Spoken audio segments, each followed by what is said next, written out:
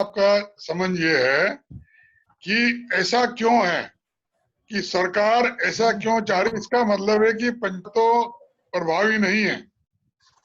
इसका मतलब ये हुआ अब कर्नाटक, अब जो केरला के अंदर वो क्यों प्रभावी है कि वहां पर जो पूरा सिस्टम है वो कास्ट और कम्युनिटी और उस पर डिवाइडेड नहीं है, वो पार्टी बेसिस पर है, बट लेकिन वो यहाँ पर और तरह का सिस्टम है।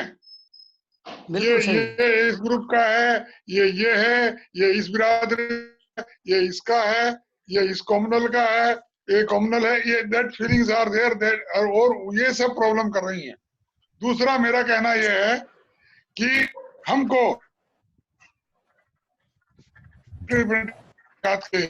उनको ऐसे हैं जैसे कि घुड़सवार।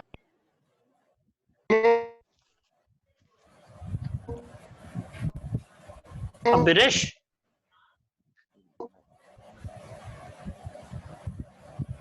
हेलो, आवाज आ रही है?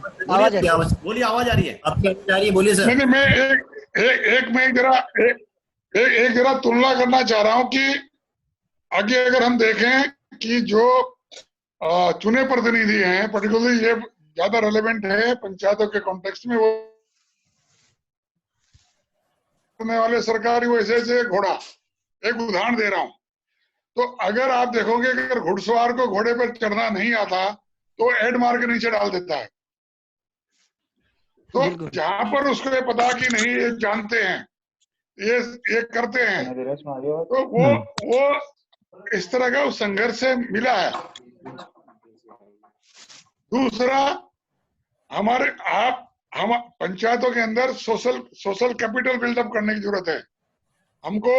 हमको लोगों का नेटवर्क करने की जरूरत है। उस लेवल पर डिफरेंट पार्टी और पॉलिटिक्स, उसकी बजाय सबको एक प्लेटफॉर्म पर लाने की जरूरत है। उसके लिए बहुत मैच्योर लीडरशिप की जरूरत है वहां पर। चलिए साहब, डिस्कशन शुरू कीजिए जी। आगे का सभी आगे। किशोर उपाध्याय जी जुड़ गए हैं। जोशी जी, आप अपना माइक वो कर दीजिए। जी मैं कर रहा हूँ। आप माइक अपना ऑन कीजिए। जी मैं कर रहा हूँ। हाँ, किशोर उपाध्याय जी जुड़ गए हैं, उनके थोड़ा सा कुछ दिक्कत आ रही है। Mike on. नमस्कार। जोशी जी अपना परिचय दे दीजिए जब तक किशोर भाई जुड़ते हैं। मथुराधर जोशी, पिथौरागढ़ जी, थोड़ा डिटेल में बता दीजिए। हम तो आप ही के वर्कर हैं। मैं तो कांग्रेस पार्टी का एक सिपाही हूँ। आपका आदेश हुआ मीटिंग में जुड़ना है। पंचायत में थोड़ा बहुत काम कर लेते हैं हम लोग भी। और जितने भी पार्टिसिपेंट हैं उसको सबको मेरा सादर प्रणाम है। नमस्कार। किशोर उपाध्याय जी जुड़ गए हैं। भाई साहब अपना माइक और वो ऑन कीजिए, वीडियो। मैं कर रहा हूँ। वीडियो और दोनों ऑन कीजिए। जी मैं कर रहा हूँ जी।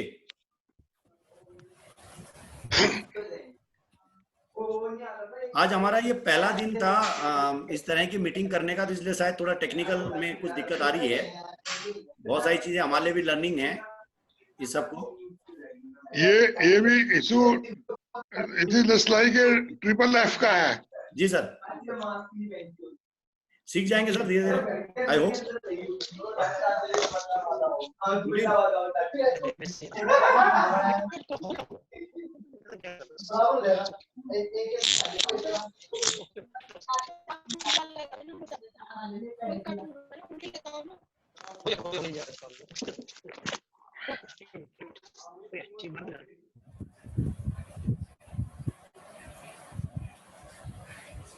किशोर उपाध्याय जी भी जुड़ गए हैं। सब लोग जानते हैं किशोर उपाध्याय जी को। सबको मेरा नमस्कार। महिपाल जी हैं। नमस्कार। महिपाल जी डायरेक्टर रिटायर हुए हैं आप पंचायत राज विभाग से, और आप पंचायतों पे आपने बहुत साल लिखा है, हमने बहुत पढ़ा आपको योजना और क्षेत्र में। दीपक बिजलान जी हैं उत्तरकाशी जिला पंचायत अध्यक्ष। जी बहुत अच्छा। तन्मय ममगाई जी हैं, धात के सचिव हैं। धात संस्था एक सामाजिक संस्था है बहुत बड़ी देहरादून में। हेलो, संजय मैं जुएल जी म्यूट कर रखा उत्तराखंड क्रांति दल से जुड़े हुए हेलो। हैं और टीचर हैं देहरादून में। अभी अभी उत्तराखंड क्रांति दल के जो शिक्षक प्रकोष्ठ के साथ जुड़े हैं। और मथुरा दत्त जोशी जी हैं, आपकी पत्नी जिला पंचायत सदस्य है, लेकिन आप कांग्रेस के प्रमुख प्रवक्ता रह चुके हैं, मतलब मेरे ख्याल से अभी भी हैं शायद इस सरकार में, जब किशोर जी अध्यक्ष थे तब थे। और किशोर उपाध्याय जी को सब जानते हैं, पूर्व मंत्री, कांग्रेस के पूर्व अध्यक्ष। तो मैं आज की हम शुरुआत करते हैं महिपाल जी से। थ्योरेटिकली जानने की कोशिश करेंगे सर आपसे कि पंचायत राज अधिनियम है ये क्या है, क्या इसके पीछे परिकल्पना थी और क्या क्यों आज इस स्थिति में चलाया गया जिस स्थिति में दीपक भाई बता रहे हैं। सर महिपाल जी। सर जी जी, बहुत बहुत धन्यवाद भूखंडी जी, और इस तरह का कार्यक्रम ऑर्गेनाइज करने के लिए बहुत बहुत बधाई आप लोगों को।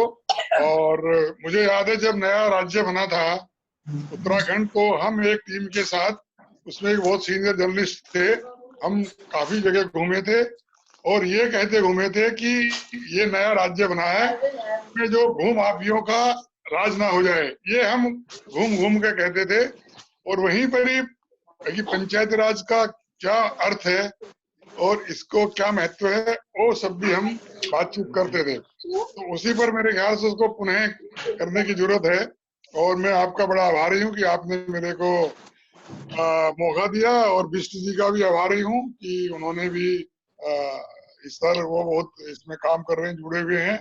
तो मैं आपको संक्षेप में कहना चाहूंगा कि आजादी से पहली बात नहीं करता क्योंकि लंबा हो जाएगा बहुत, कि आजाद जब देश हुआ उस समय ये था कि कम्युनिटी डेवलपमेंट और नेशनल एक्सटेंशन सर्विस दो प्रोग्राम चले थे। उसमें ये था कि गांव के अंदर विकास करना है, लेकिन वो नहीं चल पाए। कारण ये था कि भी लोगों की भागीदारी सुनिश्चित उसमें नहीं थी। उसका कैसे किया जाए, उसमें बलवंत राय मेहता कमेटी रिपोर्ट आई, उन्होंने बोला कि पंचायती राज स्थापित किया जाए, वो किया गया नागौर में।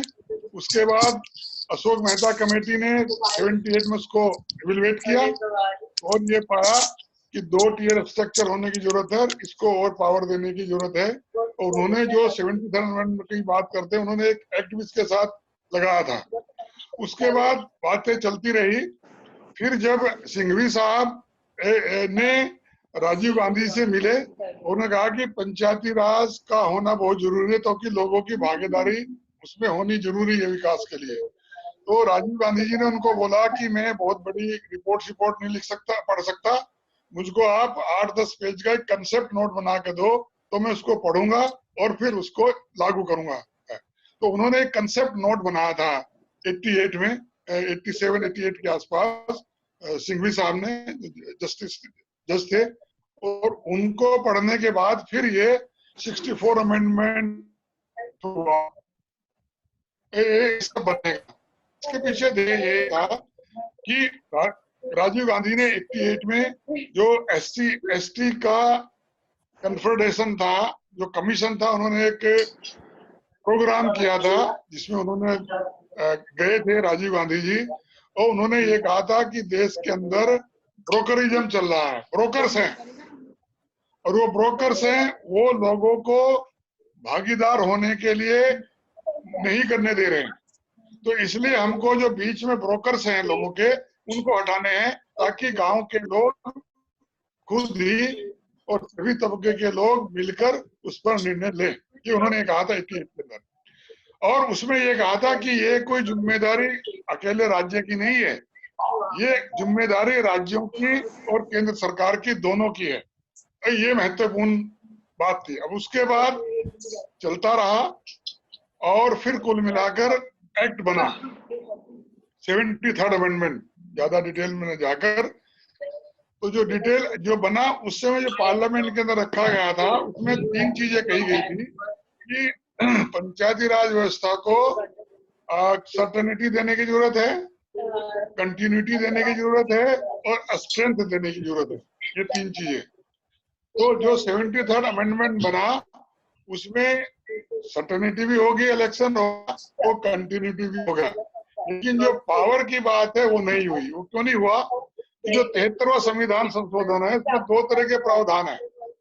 एक है मैंडेटरी जो बिल्कुल करने हैं, और एक है अनेबलिंग जो कि राज्य पे छोड़ दिए हैं। वो जरूरी नहीं है कि मैंडेटरी करने हैं। तो मैंडेटरी कौन है? तीन टियर स्ट्रक्चर, अगर 20 लाख से कम आबादी है तो 2 स्तर होगा। SC/ST का रिजर्वेशन है, डायरेक्ट इलेक्शन, इनडायरेक्ट इलेक्शन, क्षेत्र पंचायत, जिला पंचायत का और प्रधान का राज्य के ऊपर छोड़ दिया। इसलिए कहीं पर डायरेक्ट इलेक्शन है प्रधान का, कहीं इनडायरेक्ट है। केरल के अंदर इनडायरेक्ट है, वेस्ट बंगाल में इनडायरेक्ट है। तो ये राज्य के ऊपर छोड़ दिया। बैकवर्ड का रिजर्वेशन भी राज्य के ऊपर छोड़ दिया, इसलिए अलग अलग जगह अलग अलग है। और स्टेट इलेक्शन कमीशन मैंडेटरी है, स्टेट फाइनेंस कमीशन मैंडेटरी है, डिस्ट्रिक्ट प्लानिंग कमेटी जो कि 74th अमेंडमेंट की है, लेकिन वो भी मैंडेटरी है। अब बात आती है पावर की, जो 243G है भारत, वो ये कहती है कि राज्य लेजिस्लेचर को वो ये पावर दिया जाता है कि वो पंचायतों को इतनी पावर दें कि वो स्वायत्त शासन की संस्थाएं बन सकें और वे अपने स्तर पर आर्थिक विकास और सामाजिक न्याय की योजनाएं बनाएं। के साथ साथ जो 29 विषय हैं उनको भी शामिल करें। अब अगर 29 विषयों की अब हम बात करें कि जो इवन कंकरेंट इवैल्यूएशन में कहीं पर भी डिजास्टर मैनेजमेंट का बात नहीं है, लेकिन जो पब्लिक हेल्थ का अगर हम मुद्दा लें तो 73rd अमेंडमेंट के अंदर हेल्थ और इंक्लूडिंग द हॉस्पिटल, सैनिटेशन, ये सब है, और पब्लिक डिस्ट्रीब्यूशन सिस्टम इसके अंदर है। और अगर रोजगार देने की बात है, एंटी पॉवर्टी प्रोग्राम सब उधर है। और जो अगर काम देना है, आपका कुछ इंडस्ट्री खोलनी है, कॉटन इंडस्ट्री खोलनी है, स्मॉल स्केल इंडस्ट्री खोलनी है, खादी विलेज इंडस्ट्री है, सब वहां पर है। तो अगर, और इसलिए आप देखेंगे कि जो ये कोरोना ये जो प्रॉब्लम है, इसमें पंचायतों की भूमिका बहुत महत्वपूर्ण रही है, जबकि उनको उस तरह का उतना आइडिया नहीं, कितनी उनकी पावर है, नहीं फिर भी उन्होंने वहां पर उसको काम किया, लेकिन उसको मजबूत नहीं किया गया। उसके 2 कारण है कि उनको पावर क्यों नहीं दिया गया। तो हाँ, मैं जो कह रहा था कि स्वायत्त शासन की संस्थाएं बने, उसके लिए 3 चीजें जरूरी है जो इस डिस्कशन का थीम है, कि उनको क्लियरली डिफाइंड काम हो। इसका अर्थ ये हुआ कि मान लीजिए अगर प्राइमरी एजुकेशन पंचायतों को दे दिया, तो प्राइमरी एजुकेशन जो एजुकेशन एक्ट है उससे डिलीट होना चाहिए, नहीं तो वो डबल कंट्रोल होगा और स्ट्रगल होता रहेगा, तो प्रॉब्लम होगी। तो ये सही बंटवारा नहीं होगा। तो ये जो काम, जैसे हेल्थ का काम उनको दिया पंचायतों को, तो जो हेल्थ का एक्ट है स्टेट गवर्नमेंट का, उससे उसको डिलीट होना चाहिए, और वो सब्सिडरी प्रिंसिपल के आधार पर होना चाहिए। उसका अर्थ ये है कि जो काम जिस स्तर पर प्रभावी रूप से किया जाए वो उसी स्तर पर किया जाना चाहिए। उदाहरण के लिए, अगर हम ग्राम पंचायत को इंटरमीडिएट कॉलेज दे दें काम करने, तो उनसे नहीं होगा, तो प्राइमरी इसको दें, और जो क्षेत्र पंचायत है 8वीं का उसको दें, और 12वीं का जिला पंचायत को दें। तो ये सब्सिडरी प्रिंसिपल हुआ उनको करने का। जब ये आपका काम बिल्कुल निश्चित हो गया कि ये काम करना है, उसी के बाद फिर फंक्शनरी जो काम करने वाले और जो पैसे की जरूरत पड़ेगी। लेकिन यहाँ पर काम ही निश्चित नहीं है कि करना क्या है, कोई काम निश्चित नहीं है। जब भी अगर कोई, अगर जैसे ये आया जो प्रॉब्लम, जो पेंडिंग हुआ, ये जो महामारी आई, हाँ भाई ये कर दो, ये कर दो। मैं यूपी का एग्जाम्पल देता हूँ। 3 अप्रैल को एक लेटर निकला कि ये काम करने, ये कमेटी बननी, ये कमेटी, ये करना, ये करना, ये करना। तो ये काम इनका है, सरकारी अधिकारियों का और पंचायतों का काम है। लेकिन सीतापुर के अंदर वहां पर कोर्टियम ठीक नहीं चला, वो जब घर चले गए तो वो जो प्रधान था उसको जेल भेज दिया। क्यों? उसकी क्या गलती थी उसमें? भाई कमेटी क्यों नहीं बनाई? कमेटी का अध्यक्ष है, वार्ड मेंबर है, और फिर जब आपको ऑर्डर हो गया तो उसको क्या ऑर्डर दिया है, कहाँ पर कमेटी बनी हुई है, कहाँ पर मीटिंग होती है, सबको पता नहीं है। तो क्यों ऐसा किया? ऐसा इसलिए किया क्योंकि वो नहीं चाहते, डराना चाहते हैं कि इनको डरा के भी रखा जाए। एनीवे, तो मैं ये कहना चाह रहा हूं कि जब पैसा और काम करने वाले जब निश्चित होंगे, जबकि हमारे काम निश्चित होंगे, तो हमारे अच्छी तरह से काम भी निश्चित नहीं है। अब हमारे जिला परिषद के अध्यक्ष ही कह रहे थे, अब जिला पंचायत का अध्यक्ष एक जैसे इलाहाबाद है शायद उससे तीन एमपी होते हैं और एक जिला पंचायत का अध्यक्ष है। आपके यहाँ भी ऐसे ही होगा। तो जिला पंचायत का तो एरिया एमपी से भी ज्यादा है, तो उसको क्यों नहीं इस तरह किया जा रहा? उसको उस तरह के अधिकार क्यों नहीं है? क्योंकि वो सिस्टम नहीं चाहता कि इन चीजों को मजबूत किया जाए।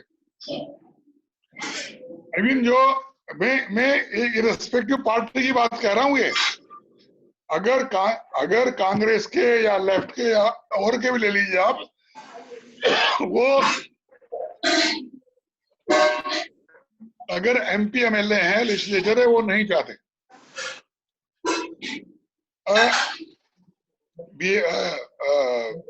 हिमाचल के अंदर, सॉरी हिमाचल कह रहा, हरियाणा के अंदर जब एक्ट बना के गए और भजन लाल जी मिनिस्टर थे, उन्होंने कहा कि ये जिला पंचायत को आप खत्म कर दीजिए, तो जिला पंचायत ही खत्म कर दिया। तो 73rd अमेंडमेंट के बाद ये नहीं है। तो मेरा कहने का अर्थ ये है कि एक पार्टी की बात नहीं कह रहा मैं कह रहा हूं कि जो भी एमपी एमएलए है वो नहीं चाहता कि पंचायतें मजबूत हो, वो नहीं चाहते कि ये पावर का सेंटर बने। ये महत्वपूर्ण बात है। और जो नौकरशाह है वो नहीं चाहते कि वो पंचायतों के अंदर काम करे, वो चाहते हैं कि जो उनके हायर अफसर हैं उनके अंडर में काम करे, उनको अच्छी सीआर मिले और वो आगे बढ़े। ये मैं नहीं कह रहा, ये अशोक मेहता कमेटी ने 78 में कह दिया है, जब अभी भी सही है। तो मेरा यहाँ पर संक्षेप में कहने का ये है कि इस समय जो स्थिति है कि इवन जो ये जो पैकेज हुआ है, इसमें आप देखो, इसमें भी ज्यादा सेंट्रलाइज पावर सेंटर ने किया है, ये इकोनॉमिस्ट बता रहे हैं। और उसमें इस तरह का किया गया है कि जो अब तक इस तरह के प्रोविजन नहीं यूज किए गए, लेकिन वो इलीगल नहीं है। तो इसका अर्थ ये है कि आप पंचायतों की तो आगे दुर्दशा और खराब होने वाली है। जब स्टेट की दुर्दशा होने वाली है इस तरह, तो राज्य का क्या होगा? आप अगर लिटरेचर पढ़ रहे होंगे तो यहाँ पर जरूरी है कि पंचायतों को आंदोलित होना, और वो किसी भी पार्टी के हों, किसी के भी वर्ग के हों, किसी भी जाति के, उनको एक साथ मिलकर इधर स्ट्रगल करने की जरूरत है। मैं एग्जांपल देता हूं, जो बात करते हैं केरल की, कि केरल के अंदर कुटुंब, वहां सामाजिक पूंजी है। सामाजिक पूंजी आपके हिमाचल में भी है, मतलब उत्तराखंड में भी है, हिमाचल में भी है। लेकिन जो कास्ट और कम्युनिटी के कारण जो बहुत सारा बाइफर्केशन हुआ है, उसके कारण वो जो समाज में था उठना बैठना, वो सब खत्म होता जा रहा है। और उसी की ये प्रॉब्लम है कि जो डिवाइड और रूल की बात हो रही है। तो सोशल कैपिटल के अंदर वहां क्या है कि एनजीओज हैं, एसोसिएशंस हैं, रिलीजियस ग्रुप है, ट्रेड यूनियंस है, प्रोफेशनल एसोसिएशंस हैं, और वहां पर सप्लाई और डिमांड साइड दोनों मजबूत है। इसका अर्थ ये क्या हुआ कि जो सप्लाई साइड है कि सक्सेसिव गवर्नमेंट जो आई, उन्होंने भी पंचायतों को मजबूत किया। और वो क्यों मजबूत कर पाई? क्योंकि डिमांड साइड मजबूत थी। वो क्यों मजबूत थी? कि वहां पर जो पॉलिटिकल लीडरशिप है वो बहुत मजबूत थी, और वहां पर सामाजिक आंदोलन भी हुए, और वो जो पॉलिटिकल पार्टीज है वहां पर पावर में, उन्होंने उनको अपने सत्ता में आने के लिए यूज किया। यहाँ पर सत्ता से उनको दूर रखते हैं, भाई वोट दे दीजिए और आप गांव के अंदर कुछ नहीं करते, भाई जरा ठीक ठाक रहे करते हैं, ये करते हैं, किसी का ये नहीं करते। अच्छा, अगर ट्रेनिंग की बात ले, कैपेसिटी बिल्डिंग की बात ले, वो भी इस तरह का है। जो मैंने देखा, मैं एक इंस्टीट्यूट में स्टेट इंस्टीट्यूट में भी रहा हूं और मैंने देखा गवर्नमेंट का स्टेट लेवल पर कि जो डीडीपीओ जो डीपीआरओ वगैरह होते हैं, वो बैठक होती है बहुत बड़ी हॉल में, वो पीछे चपरासी है हो जाता है।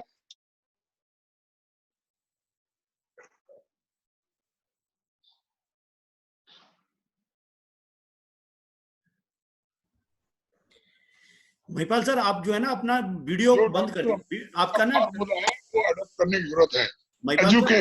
महिपाल सर, मैं खत्म कर रहा हूँ साहब। नहीं, आप बोलते रहिए। आपके ना वीडियो बंद कर दीजिए, क्योंकि आपके यहाँ नेटवर्क डाउन लग रहा है, ऑडियो अच्छा आएगा फिर आपका। कैसे करो वीडियो बंद? वो देखो उसमें साइड, लेफ्ट साइड में एक बना हुआ है। ओके, कर दिया मैंने। अब आपकी आवाज अच्छी आएगी। जी। जिसके यहाँ भी नेटवर्क की प्रॉब्लम हो, वीडियो बंद कर दी। तो वीडियो नहीं आ रही है। अब आवाज आ रही है, तो बंद रहेगी, आवाज अच्छी आएगी। तो मेरा यहाँ पर आप लोगों कहने का ये बात, मेरा जो पर विचार ये है कि जो डॉक्टर बी.आर. अम्बेडकर ने कहा कि एजुकेट, एजिटेट और ऑर्गेनाइज, आप इसको और किसी रूप में ले लीजिए कि लोगों को एजुकेट करना, बताना है कि क्या आपका अधिकार है, ये राज्य क्यों बना था और इसमें क्या उस समय उम्मीदें थी, नंबर 1।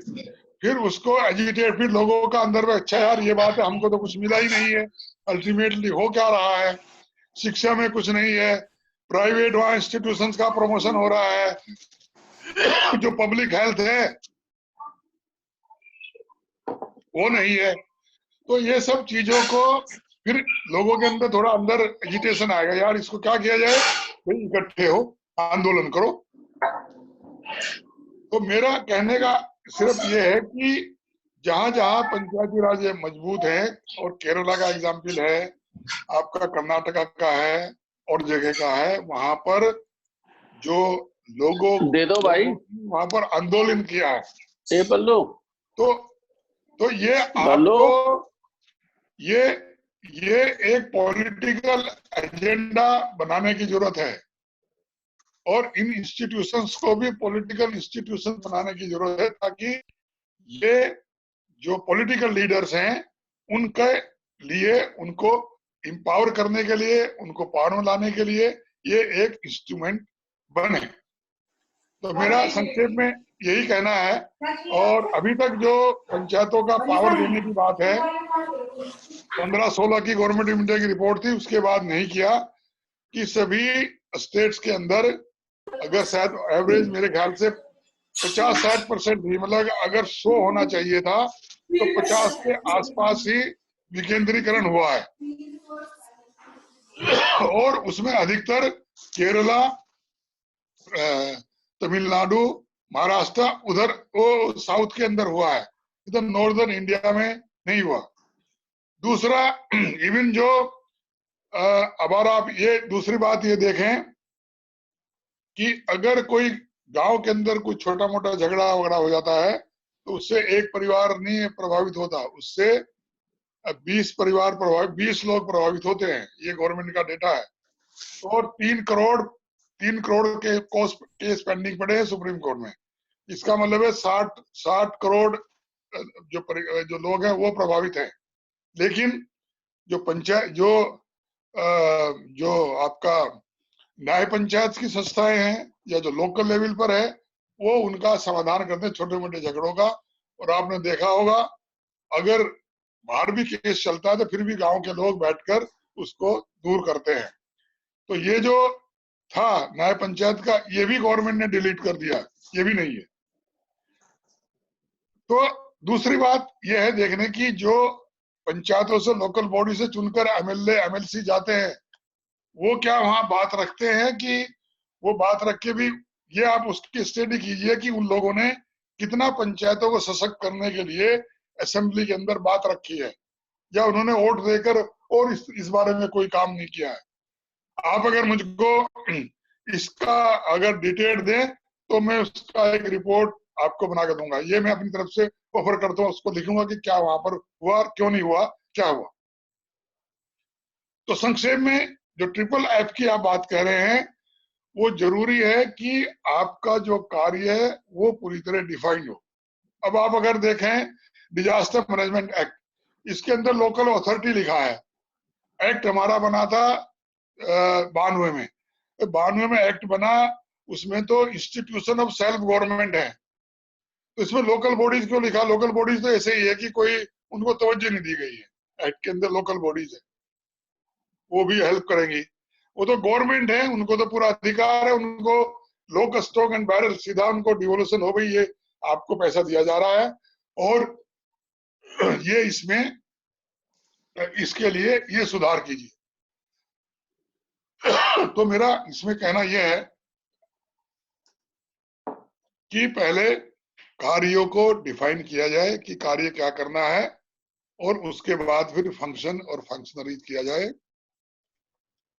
और उसके बाद ये डिसाइड होगा। और इसके लिए संक्षेप में लोगों को जागरूक करने की जरूरत है, ताकि लोगों के जागरूक होकर अंदर ये होगी भाई करना क्या है, करना क्या भाई, इकट्ठे होकर आंदोलन किया जाए, तभी लोगों की भागीदारी सुनिश्चित हो सकती है। जी सर, अभी हम एक उदाहरण आपको दूं। हम सर वापस आते हैं आपके पास। जी, तो संक्षेप में ये मैं कहना चाहूँ, फिर बाद में बातचीत करेंगे, क्वेश्चन होगा। तो थैंक यू वेरी मच। जी, मैं किशोर उपाध्याय जी से बोलूंगा कि आप अपना वक्तव्य रखें। नहीं, मैं तो प्रेम भाई और कौन कौन है पार्टिसिपेंट, वो सब लोग मैं तो सुनने के लिए हूँ। दीपक भाई भी दिखाई दे रहे हैं। नमस्कार अध्यक्ष जी। नमस्कार। तो बाद में जब आप तन्मय जी को भी सुनेंगे। नमस्कार तन्मय भाई। मोहतरम जोशी जी और रोहित नेगी हैं, जो हमारे आजकल दिल्ली से काम कर रहे हैं, इस पूरा टेक्निकल सपोर्ट कर रहे हैं। रोहित सॉफ्टवेयर इंजीनियर हैं दिल्ली में। तो आप कंटिन्यू रखिए फिर थोड़ी देर में जब आप कहेंगे। मैं क्योंकि थोड़ा विलम्ब से मैंने ज्वाइन किया है।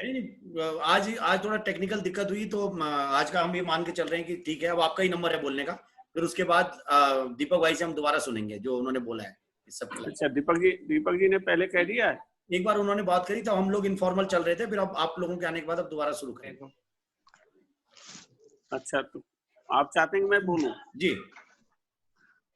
मैं आप सभी साथियों का और प्रेम जी का मैं बहुत धन्यवाद देता हूं। और सभी साथी अभी जैसे मैपाल भाई तो बहुत ही एक्सपर्ट है इन सब चीजों में, उतना विशेषज्ञ मैं नहीं हूँ। लेकिन जब ये बात चल रही थी जिसका जिक्र किया मैपाल भाई ने, और मतलब जोशी जी भी जुड़े हुए हैं, तो हम दिल्ली में उस प्रोसेस में थे थोड़ा बहुत। जब राजीव जी ने आपको याद होगा, और उसके बाद मेरे ख्याल से फिर जो वोट क्लब है उसके बाद वो वहाँ रैलियां हुई भी नहीं। मेरे ख्याल से टिकैत साहब की हुई थी, और उसके बाद वोट क्लब में रैलियां बंद हो गई थी। तो राजीव जी ने कहा था कि जो यहाँ से सेंटर से पैसा जाता है, और मुझे पूरा याद है कि वो खाली जो है वो 40% जाता है, 60 पैसा तो जो है पता नहीं कहाँ चला जाता है, ऐसा कुछ पता ही नहीं है। और तब उसके बाद ये एक प्रोसेस शुरू हुआ कि इसमें क्या करना चाहिए, और तब ये पंचायत राज एक्ट वगैरह की बात आई। और उसमें भी आपको मैं प्रेम जी और सबको बताना चाहता हूँ, उस समय तो मतलब जोशी भी हम ही लोगों के साथ काम कर रहे थे। हमारी पार्टी में उसका बड़ा भारी जो है विरोध, और हमारे जितने एमपी हैं मेरे ख्याल से उसमें 2/3 एमपी राजीव जी के पास गए, और उन्होंने कहा कि भाई ये बनना नहीं चाहिए पंचायती राज एक्ट, क्योंकि अभी सारी की सारी जो है जहाँ पर पंचायतें हैं, जिला पंचायत हैं, क्षेत्र पंचायत हैं, और आपको याद होगा कि एक बार तो कितने 25 साल तक मेरे ख्याल से लोग जो है वो प्रमुख रहे उस व्यवस्था के तहत। तो अभी सारी जगह हमारा कब्जा है, इसलिए जो है इसमें आप छेड़छाड़ मत करिए। और उसमें अगर कभी आपकी बात होगी हरीश राव जी से, तो हरीश राव जी भी उस डेलीगेशन में थे जहां तक मुझे याद है। तो वो बताएंगे कि उसमें क्या क्या बातें थी और क्यों इस तरह की बातें हुई थी। तो उसमें जब ये स्थिति पैदा हुई तो राजीव जी ने कहा कि भाई आप लोगों की सरकारों के लिए हम आम आदमी का बुरा नहीं कर सकते हैं, और मेरी इच्छा है कि जो पैसा जाता है वो पैसा जो है वो सीधे जो है गाँव तक पहुंचे, जिससे गाँव की स्थिति सुधर सके।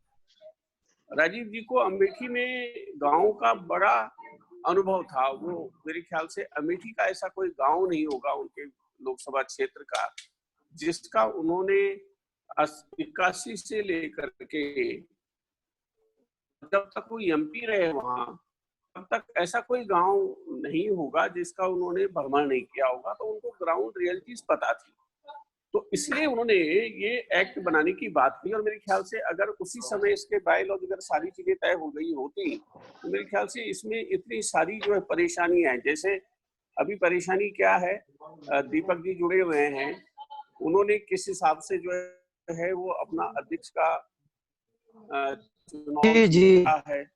हमारे जो क्षेत्र पंचायत हैं वो किस तरह से अपना चुनाव जीते हैं। बल्कि जब एक बार मैंने मणिशंकर अय्यर जी को कहा भी था, मैंने कहा इसमें आपको जो है कुछ न कुछ अमेंड करना चाहिए। और जब हमारी गवर्नमेंट यहाँ पर थी, मैंने ये सुझाव दिया था कि भाई कम से कम जिला पंचायत अध्यक्ष का और क्षेत्र पंचायत अध्यक्ष का जो हमारे प्रमुख साहब हैं, इनका आप सीधे सीधे चुनाव करवाइए, नहीं तो इसका कोई फायदा जो है वो मिल नहीं रहा है। बिल्कुल। और मैं जब विधायक था, उस समय भारतीय जनता पार्टी की सरकार थी, मैं जब यहाँ एक्ट नहीं बन रहा था तो मैंने उसमें एक प्राइवेट मेंबर बिल लाया था जिसको कि भारतीय जनता पार्टी की सरकार ने उस समय रखा नहीं उसमें सदन में। और ये दुख का विषय हमारे लिए कि हम उत्तराखंड में मेरे ख्याल से 18वें साल में जो है हम पंचायती राज एक्ट बना पाए अपना, नहीं तो वो सारा का सारा हमारा जो है वो उसके हिसाब से चल रहा था जो उत्तर प्रदेश का पंचायती राज एक्ट है। तो मेरा मानना यह है कि पंचायती राज एक्ट जैसे भी महिपाल भाई ने कहा, या तो आप किसी संस्था को मत बनाइए, और अगर आपने बनाई है तो जिस मंशा से उसको बनाया गया है, अगर उसमें उन विभागों को देने की बात है, उसमें तो यहाँ तक था कि भाई वहाँ के जिलाधिकारी की जो है सीआर जो है वहाँ का जिला पंचायत का अध्यक्ष लिखेगा। हालत ये है कि कई बार जो है वो मीटिंग में अधिकारी तक नहीं आते हैं, जिलाधिकारी की बात तो छोड़िए। अभी मैं तो मुख्य रूप से जो आना चाहता हूँ, जो प्रेम जी से बात हुई थी, और हमारा उत्तराखंड जो है ये इसमें 72% हमारा वन है। और मैं पिछले 2-2.5 साल से जो हमारे पुश्तैनी हक हकूक थे और वनाधिकार थे, मैं उन पर काम कर रहा हूँ। मथुरा दत्त जी भी उसमें जुड़े हुए हैं और भी हमारे साथी जुड़े हुए हैं। तो मुझे ये लगता है कि यहाँ पर उत्तराखंड में जो हमारे पुश्तैनी हक हकूक थे, हमारा जीवन जंगलों पर आधारित था, उसमें पंचायतें, तब चाहे वो जिला पंचायत हो, क्षेत्र पंचायत हो या ग्राम पंचायत हो, और 2006 का जो फॉरेस्ट राइट एक्ट है, वनाधिकार कानून है, उसके तहत यहाँ की तस्वीर और तासीर ये लोग बदल सकते हैं अगर उसमें ये सहयोग करें। और उसमें 2006 के उसमें साफ साफ लिखा हुआ है हमारे जो कम्युनिटी राइट्स हैं, हमारी इंडिविजुअल राइट्स हैं, उस समय की यूपीए सरकार ने वो सारी की सारी व्यवस्था कर रखी है। अब हम तो अब तन्मय भाई हो सकता है पहले इनके पूर्वज यहाँ देहरादून आ गए हों, मैं तो बहुत बाद में दिल्ली गया। हमारा तो सारा का सारा जीवन ही जो है वो वनों पर आधारित था। हम पशु चारण करते थे, हम चून की खेती करते थे, हमारा यहाँ तक कि रोज का जो भोजन वगैरह भी उसमें मेरे ख्याल से ऐसा कोई दिन नहीं होता था जिस दिन जंगल से लाई हुई कोई चीज नहीं रहती होगी, यहाँ तक कि आखिर तक की हमको अनुमति थी।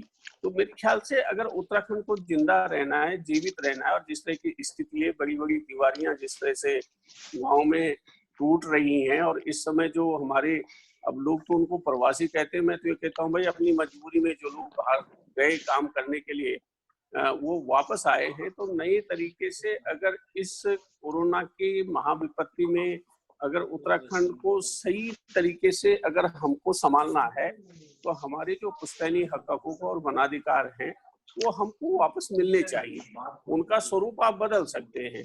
हम ये नहीं कह रहे कि हम जंगल काट देंगे। भाई हमारे लिए खुशी की बात यह है कि परसों ही 30 मई को तिलकारी जो शहीदों का हमने स्मरण किया, तो उन्होंने जब उस समय की सत्ता ने उनके अधिकारों पर अतिक्रमण करने की कोशिश की, तो उस समय तो ना सड़क थी, ना संसाधन थे, ना उसके साथ साथ जो है कोई कम्युनिकेशन का कोई सिस्टम था। तो वो लोग वहां बाहर निकल आए और उसमें कितने लोग मारे गए आज तक लोगों को पता नहीं। आप लोगों को ये जानकारी होगी कि जब वो लोग जेल में थे और सत्ता के लोग उनसे मिलने के लिए गए, उनसे माफी मांगने के लिए कहा, तो उन्होंने वो हंस दिए उनपे।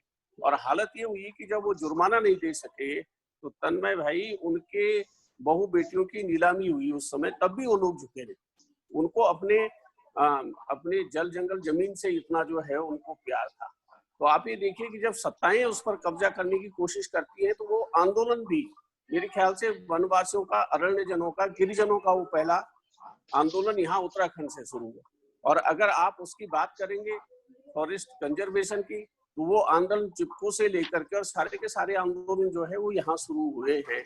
तो मेरे विचार से जो हमारी पंचायतें हैं वो उसमें एक अच्छा रोल अदा कर सकती हैं, अगर हम उसमें कुछ ऐसा एक प्लेटफॉर्म बना सके कि हम अपने अधिकारों को लेने की हमें एक जिज्ञासा हो, और उन अधिकारों को अगर हम लेना चाहें तो उत्तराखंड की तकदीर और तस्वीर, यहाँ के जल जंगल जमीन तो हमारे पास है नहीं, इन दोनों से बदल सकती है। और उसमें मेरे ख्याल से हमारे जिला पंचायतों के हमारे जो अध्यक्ष हैं, सदस्य हैं, क्षेत्र पंचायतों के सदस्य हैं, प्रमुख हैं, ग्राम पंचायतों के, अभी ग्राम पंचायतों की बड़ी ही खराब स्थिति। आपने कोरोना में उनको कहा कि भाई आप जो है ये काम करिए, और आपने उनको नक और दंतविहीन बना दिया, कोई पैसा नहीं दिया, कुछ नहीं दिया। मैंने उस समय भी चिट्ठी लिखी मुख्यमंत्री जी को, बड़ी परेशानी उनकी भी, मैंने सारे प्रधानों से बातचीत भी की, और उसमें जो है अब जाकर के थोड़ा बहुत जो है, जैसे अभी महिपाल भाई कह रहे थे कि उत्तर प्रदेश में तो उन पर मुकदमा भी हो गया। मेरे ख्याल से ये तो बहुत ही जाति की बात है, आप उनको कुछ दोगे नहीं और उनसे सब काम लेना चाहोगे इस तरह की स्थिति में, जबकि स्थिति ये हो कि भाई आप अगर कहीं संक्रमण में आप भी आ गए तो आपकी जान भी जा सकती है। इतना महत्वपूर्ण काम आपने उनको दिया और उनको से संसाधन नहीं दिए। जी, जेल भेज दिया, जेल भेज दिया। हाँ, जेल भेज दिया। बताइए जो है कैसी प्रधान को सीतापुर में, बताइए कितना दुख की बात है। और यहाँ तो हालत ये हो गई है कि ग्राम सभाओं के पास संसाधन नहीं है। अब क्षेत्र पंचायत आप अगर क्षेत्र पंचायत आप चुनते हैं और उसके बाद जब उसका प्रमुख का चुनाव हो जाता है तो उसके बाद उनके पास, बेचारों के पास कोई काम ही नहीं रहता है। तो एक नए दृष्टिकोण से इन संस्थाओं को जो बहुत महत्वपूर्ण है लोकशाही के लिए, लोकतंत्र के लिए और गांव के विकास के लिए, नए दृष्टिकोण से देखने की जरूरत है। मेरा मानना ये है, हम उस तरह का मेरे ख्याल से एक्ट यहाँ पर बना नहीं पाए, इन सारी चीजों का जो समावेश होना चाहिए था। क्योंकि उसमें परेशानी क्या होती है कि एमपी साहब और एमएलए साहब को बड़ी परेशानी होती है कि अगर उनके अधिकार कम कर दिए गए तो फिर जो है उनकी बात कौन सुनेगा। मेरे ख्याल से ये मुख्य रूप से उसमें समस्या है। और उस अवधारणा जिससे, और कांग्रेस के लिए तो ये एक जिसको हम ये कह सकते हैं कि एक संकल्प होना चाहिए। जब नेहरू जी ने पंचायतों का राजस्थान में शुरुआत की और उसके बाद राजीव जी ने जब एक नया दृष्टिकोण दिया, एक नई दृष्टि दी, तो मेरे ख्याल से हर कांग्रेस जन के लिए उसके लिए समर्पित होना चाहिए। मेरा मानना तो ये है। और मैं इस समय बहुत धन्यवाद देता हूँ सब लोग जो जुड़े हैं, और उसके साथ साथ ग्राम प्रधानों को उत्तराखंड में इन कठिन परिस्थितियों में, इस महामारी में जिस तरह से उन्होंने बिना संसाधनों के अपना काम किया है। हमारे जिला पंचायत अध्यक्ष जी ने, हमारे जिला पंचायत सदस्यों ने, क्षेत्र पंचायत और प्रमुखों ने, तो उनमें काम करने की ललक है, जिज्ञासा है, उसको आगे कैसे कल इन्हीं लोगों ने भाई विधानसभा में भी आना है, लोकसभा में भी जाना है। तो मेरे ख्याल से एक अच्छे ट्रेनिंग के वो भी है, ये इंस्टीट्यूट है कि भविष्य की अच्छी लीडरशिप हम तैयार कर सके। तो प्रेम पाखंडी जी, आपने बहुत अच्छा जो है आज ये रखा है, तो मैं उसके लिए आपको धन्यवाद देता हूँ। और मुझसे कोई सवाल हो, कोई बात हो, तो आप जो है अभी आप जुड़े रहिए, बातचीत में कर रहे। तन्मय मंगाई,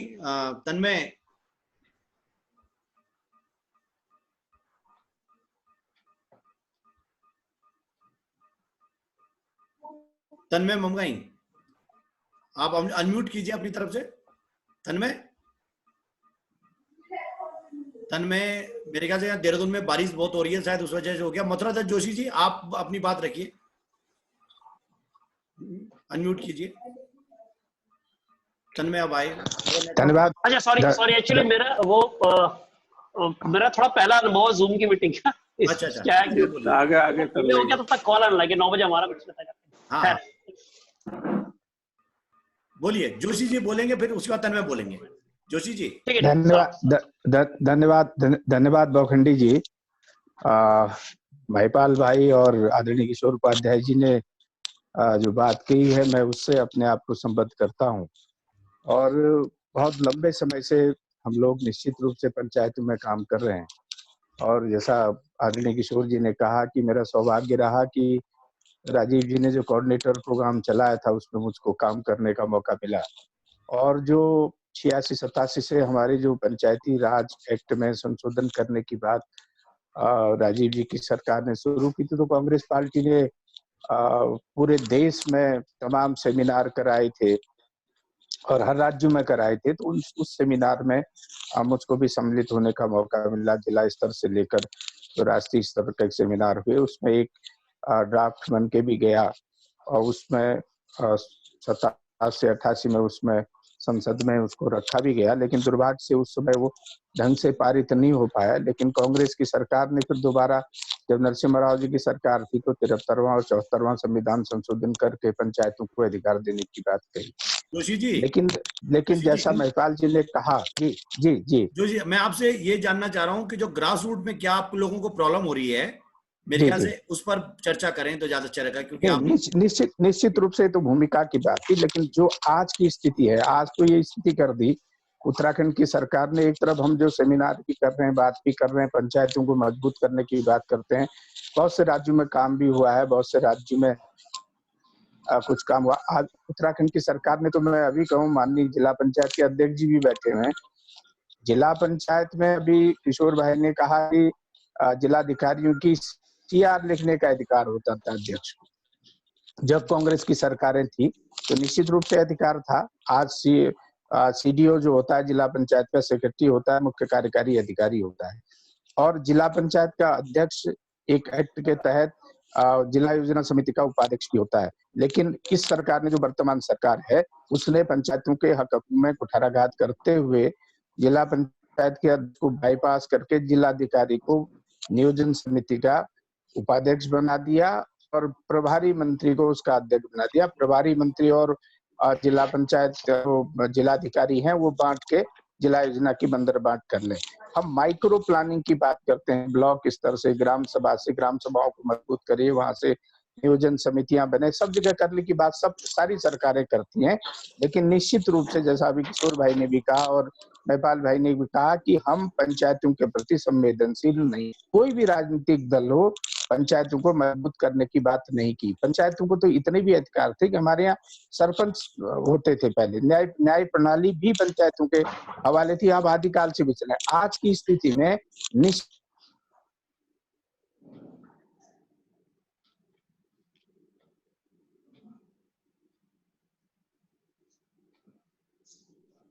जोशी जी कनेक्शन कट गया आपका, आप वीडियो बंद कीजिए।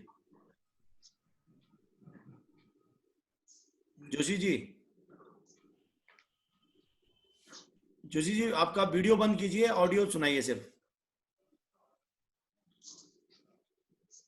जब तक जोशी जी जुड़ते हैं तन्मय, तब तक अपनी बात रखें। मेरे को लग रहा है कि आज मौसम बहुत खराब चल रहा है बाहर। हाँ, मौसम खराब हो रहा है, बाहर में भी दिक्कत है। देखना आ गए शायद जोशी जी आ गए? नहीं चलिए ठीक है। तो प्रेम भाई धन्यवाद मीटिंग बुलाने के लिए। दरअसल में जिला पंचायत तो बड़ा पेचीदा सा विषय है। मैं सच बताऊं, मेरे को बहुत गहरी जानकारी है नहीं। मैंने कुछ विषय ऐसे हैं जिनसे पाला कम पड़ा है, उनमें से पंचायती राज भी है एक तरह से। लेकिन मैं मोटा मोटी सरसरी बाहर की दृष्टि से, मतलब समझ लो लेमैन की दृष्टि से मैं बात करूंगा, जो इस पूरे सिस्टम को बाहर से देखता है। तो आज की तारीख में मैं तो उल्टा देख रहा हूँ। आप तो पंचायतों की बात पिछले अति सेंट्रलाइजेशन की तरफ गया है। और मैं पिछले दिन एक न्यूज में पढ़ रहा था कि हिंदुस्तान का जो सिस्टम चल रहा है वो PM, CM और DM के थ्रू चल रहा है, जिसमें 3 लोग महत्वपूर्ण है, उसके अलावा कोई महत्वपूर्ण नहीं है। आप तो जिला पंचायत की बात कर रहे हैं, मुझे तो लग रहा है कि आज की तारीख में चाहे वो दिल्ली का मॉडल हो, चाहे वो बंगाल का हो, चाहे हाँ, वो मेरी आवाज आ रही? हाँ जोशी जी आ रही है। हाँ अब आ रही है। हाँ चलिए, आप जोशी कंटिन्यू कर सकते हैं। नहीं, हम सेकंड राउंड में आ जाएंगे, कोई बात नहीं, आप तन्मय भाई कंटिन्यू करें, बीच में मैं अच्छा ठीक है। तो मुझे मतलब जय मैं तो सत्ता के केंद्रीकरण की बात जरूर करूंगा। जो हमको दिखाई देता है वो तो सत्ता का अति केंद्रीकरण पिछले दिनों बढ़ रहा है, और बढ़ना तो अलग बात है, लेकिन आम समाज में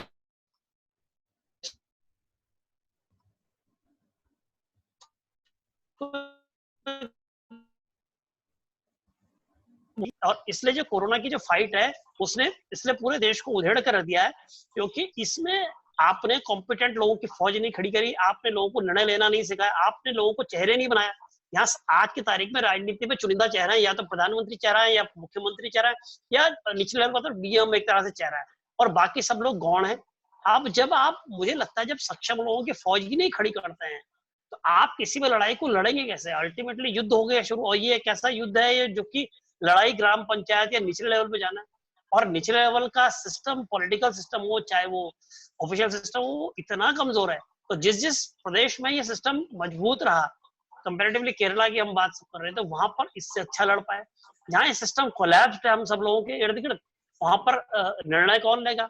अब प्रधानों की अब बात कर रहे थे किशोर जी, मैंने सुना भी और वो बस सच है। हमारा एक कैंपेन चलता है सर, कोना कक्षा करके, और हम लगभग 500 स्कूलों में आम समाज के सहयोग से लाइब्रेरी चलाते हैं, और हमारी इच्छा रहती है कि पहाड़ के बच्चों को हम कुछ अच्छी किताबें, और असली बात है कि लोगों को इस सरकारी जो शिक्षा है जो पहाड़ों में, उसका कनेक्ट करें और लोग संवेदनशील बने, शिक्षा एक बड़ा सवाल बने। तो उसके मार्फत क्या हुआ कि जब कोरोना का काल आया तो हम लोगों ने बहुत लोगों से संपर्क किया, हमने कहा यार हमको कोई दिक्कत हो रही, तो मुझको कई लोगों का नाम नहीं लेना चाहूंगा, शिक्षकों ने बोला कि सर यहाँ पर क्या हुआ कि प्रधानों की जिम्मेदारी दी गई क्वारंटीन सेंटर की। अब प्रधानों को बजट मिला नहीं तो प्रधान लोग भाग गए वहां से, उन्होंने 2-1 दिन बाद फोन उठाना बंद कर दिया। अब टीचर तो सरकारी नौकर है, उसकी मजबूरी हुई, उसे वहां रहना पड़ गया। तो आप ये देखिए कि जो नीचे का सिस्टम है उस पर ना तो कोई वर्कआउट किया गया, रिस्पॉन्सिबिलिटी थोप दी गई। हम लोगों ने कई जगह भोजन भिजवाया, पैसे भिजवाए, 10वें 11वें दिन जाकर के उनको भोजन का किट मिल रहा है। तो जो एक मैं आप पंचायती राज की बात कर रहे हैं, मैं कह रहा जो एग्जिस्टिंग सिस्टम भी है उसको भी इतनी लापरवाही से हैंडल किया जा रहा, उसकी इतनी मतलब उसकी कोई से नहीं है।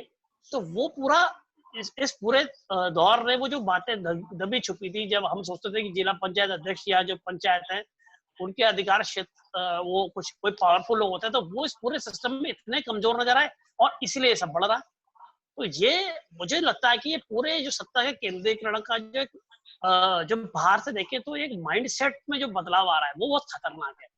हमको पावरफुल चीफ मिनिस्टर हो, चाहे अरविंद केजरीवाल हो, चाहे ममता बनर्जी, कोई भी एक्सवाइजेड, नवीन पटनायक हो, हमको एक पावरफुल आदमी चाहिए।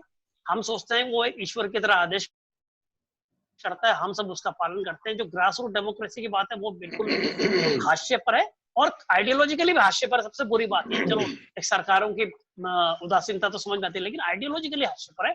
इसलिए प्रेम भाई के कहने पर आज की मीटिंग में इसलिए आया क्योंकि मैं इस बात का पक्षधर हूँ कि निचले लेवल पर चीजों को मजबूत होना बहुत जरूरी है, तभी आप कोई वास्तविक डेवलपमेंट की बात कर सकते हैं, और या आप वास्तविक मतलब बदलाव की बात भी कर सकते हैं। क्योंकि बदलाव अभी जो सोचा जा रहा है कि केवल डीएम बदल देगा, केवल सीएम बदल देगा, ऐसा हो नहीं रहा है। और बड़े बड़े लोगों की पोल पट्टी इस पूरे प्रोसेस में खुली है, क्योंकि सत्ताओं के पास पैसा है, सब कुछ तंत्र है, तो इसलिए उन्होंने ढका हुआ है। लेकिन जैसे इस पूरे क्राइसिस में जो भी कमी नजर आई है उसका एक बड़ा कारण सत्ता का अति केंद्रीकरण है, और डिसेंट्रलाइजेशन ऑफ पावर का अभाव ने कोरोना की लड़ाई को पूरे देश में मतलब एक तरह से मतलब उन्हें सत्ता की पोल खोली है, मैं मानता हूँ।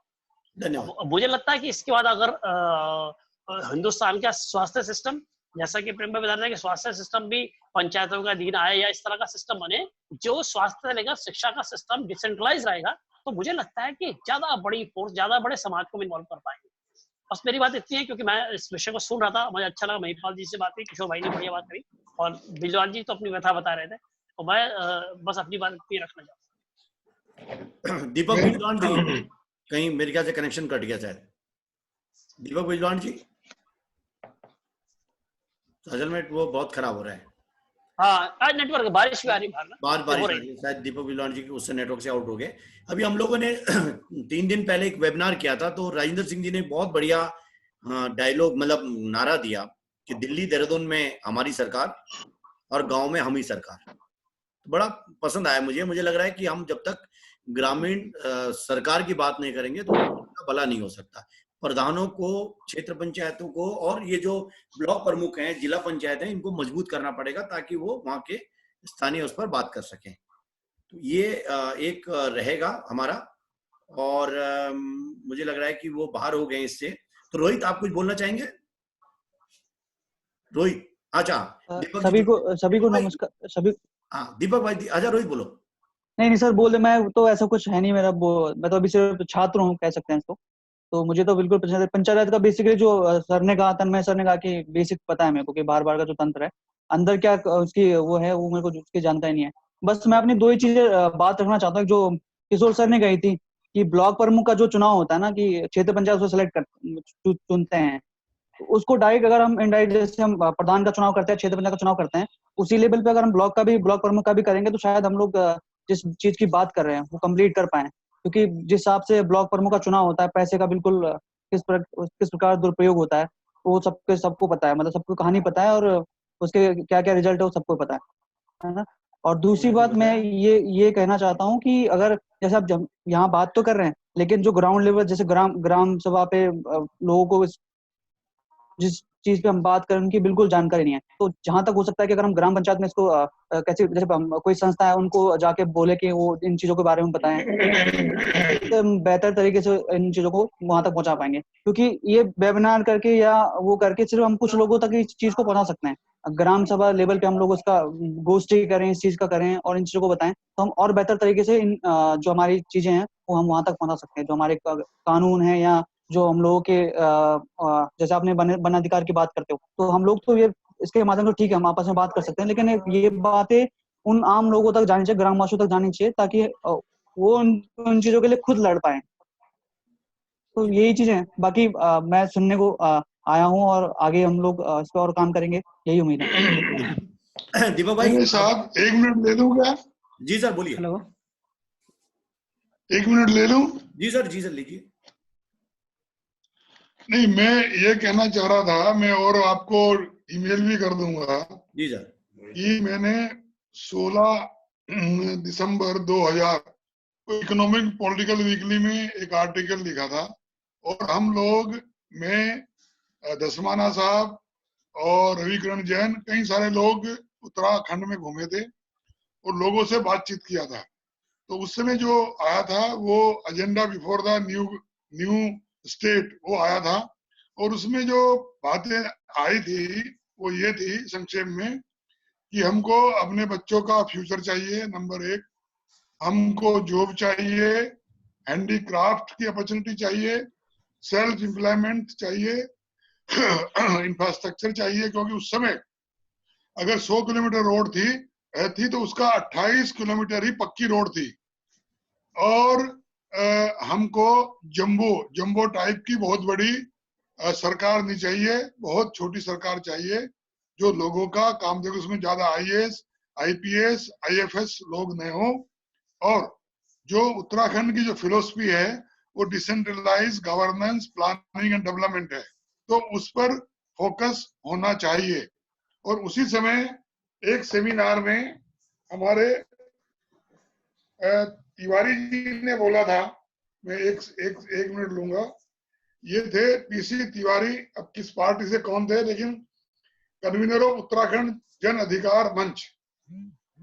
उन्होंने कहा था बागेश्वर सेमिनार में, the people who have been destroying the Uttarakhand do not deserve to govern the state. He had drawn the attention of the pupils to be alert about power contractors. Social political party is essential for strengthening democracy in the state. तो ये मैं संक्षेप में और भी आगे बातचीत करूंगा। उसके बाद भी मैंने एक डिटेल रिसर्च पेपर लिखा था कि पंचायती राज का पीपल्स फ्रेंडली फ्रेमवर्क उत्तराखंड में क्या हो। सर लेकिन मैंने जो संक्षेप में कहा तो हमारे जो प्रधान दोस्तों कहें कि क्या ये उस समय स्टेट बना था, उनकी ये उम्मीदें थी, वो पूरी हुई है क्या? Please go ahead sir. Deepak भाई, दीपक बिजलान जी जी जी मेरा ये कहना है, जैसे मैं पूर्व में भी कह चुका हूँ, आप दोबारा से कहेंगे क्योंकि और लोग भी जुड़ गए ना। मेरा जो अभी दोबारा से हमारे बीच में जुड़े हैं, माननीय अध्यक्ष जी जुड़े हैं, किशोर उपाध्याय जी, उनको मेरा नमस्कार, और अन्य जो भी इष्ट मित्रगण जुड़े हैं उनको मेरा प्रणाम।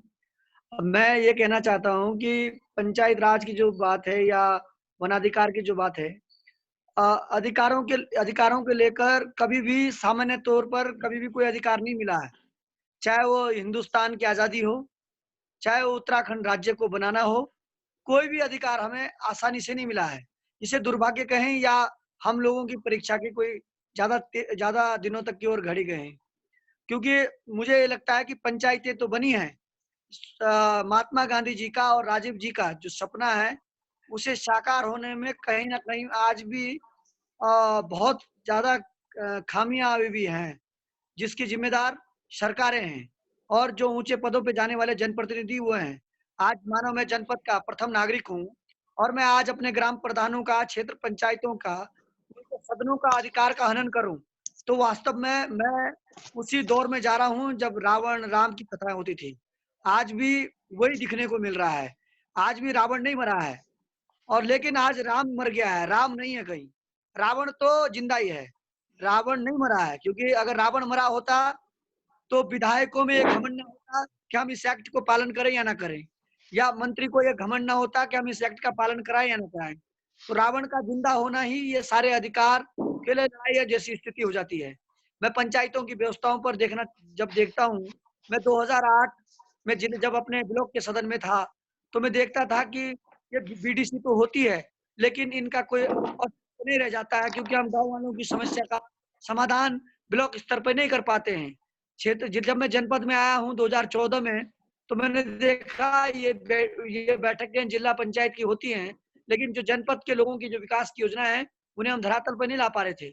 आज मैं 2019 में जिला पंचायत अध्यक्ष हूँ, लेकिन मुझे आज भी लग रहा है कि जिला पंचायत अध्यक्ष को प्रथम नागरिक का जो नाम दिया है इसे भी हटा देना चाहिए, क्योंकि प्रथम नागरिक का मतलब होता है कि वो अपने प्रथम दृष्टिया जिन चीजों को देखता है उनको वो नीतिगत फैसलों के साथ संवैधानिक चीजों को समझते हुए उन्हें वो पूरा करने का प्रयास करे।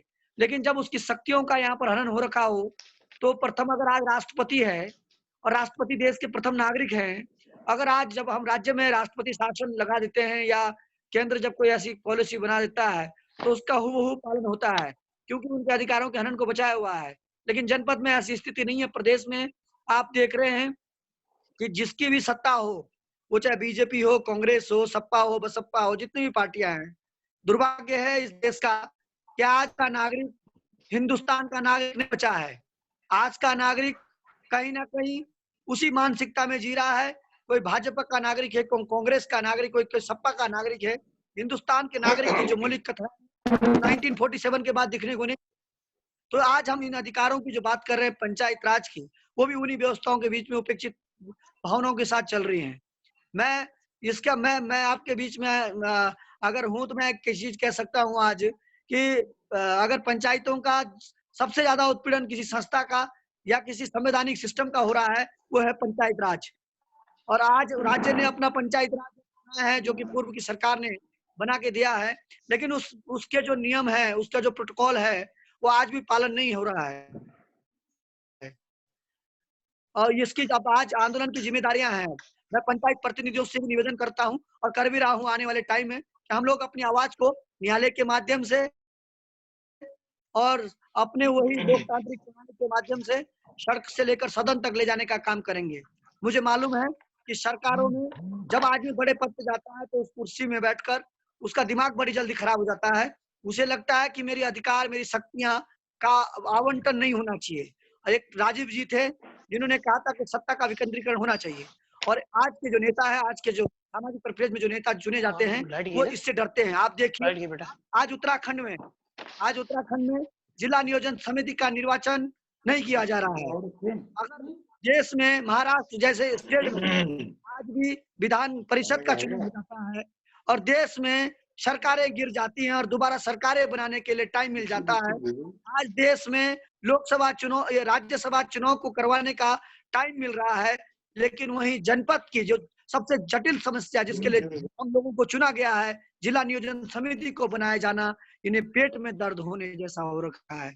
ये किसकी जिम्मेदारी है? जनप्रतिनिधियों की जो घमंड की जो नीति है, इसका कारण है ये। क्या पता नहीं है कि जनपद का विकास कहाँ से होता है?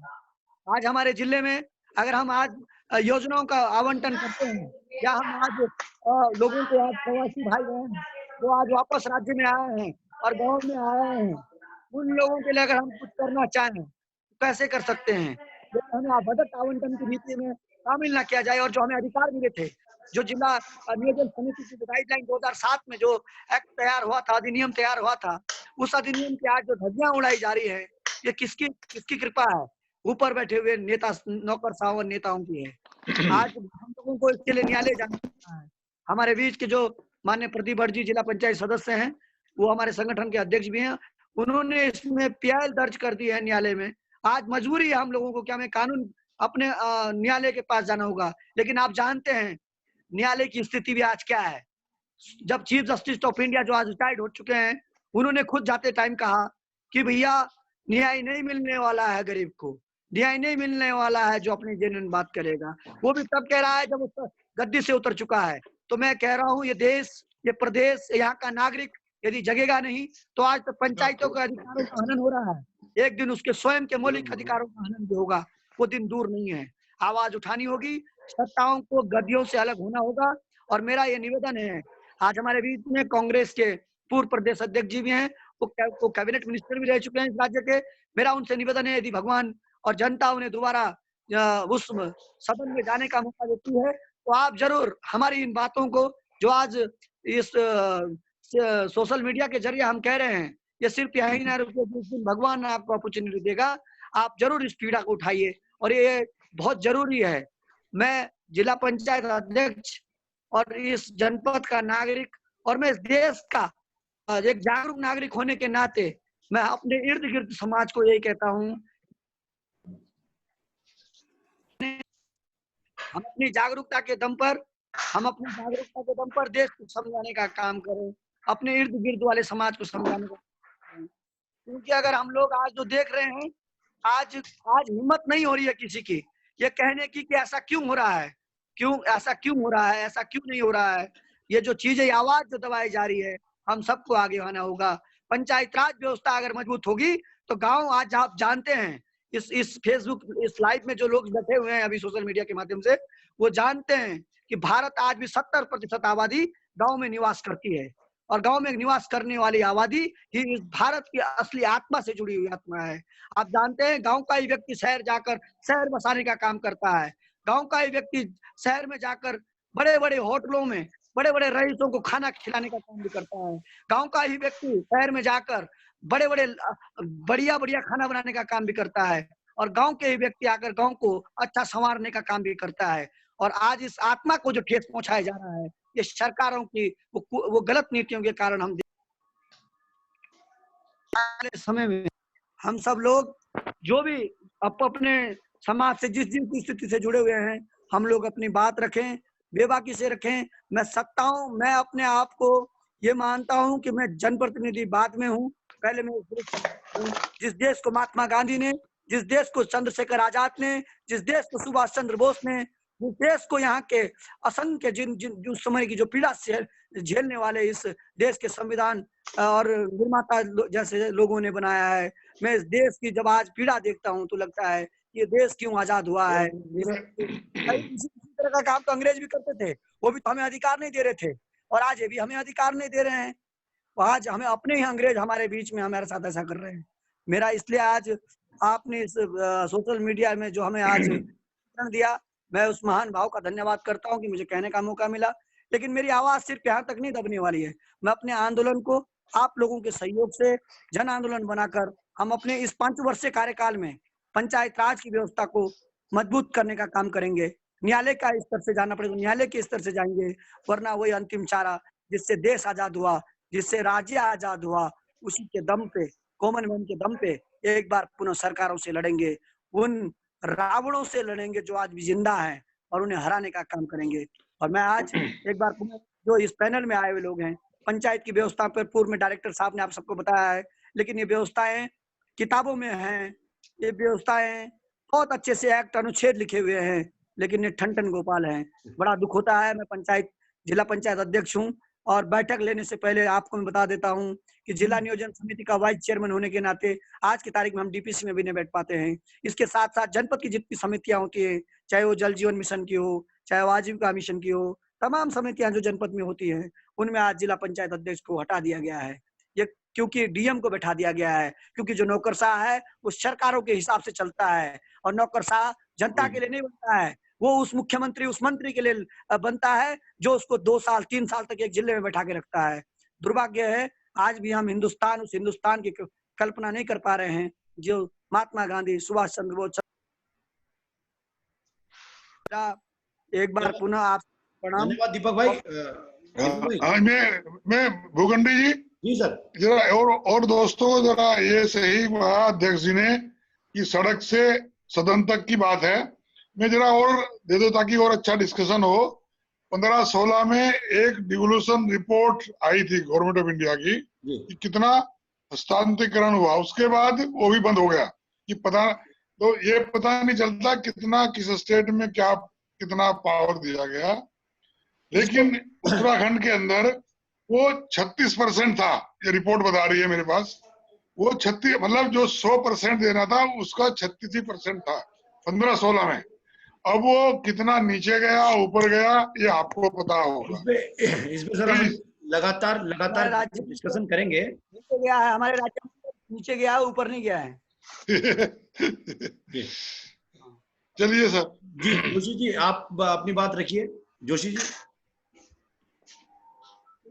जी थोड़ा समय का हम लोग थोड़ा ध्यान रखेंगे और 10 मिनट में निपटा देंगे, है ना? जी ठीक हो गया। पखंडी जी, बहुत से लोगों ने अपनी बात कही है। मैं तो अध्यक्ष जी ने बात कह दी, जो जिला नियोजन समिति की बात थी मैं उसी में कह रहा था, उसमें में नेटवर्क हमारे यहाँ से चला गया। और जो स्थिति उत्तराखंड में हो रही है वो दुर्भाग्यपूर्ण है। उसके लिए सबको लड़ना पड़ेगा उत्तराखंड के लिए।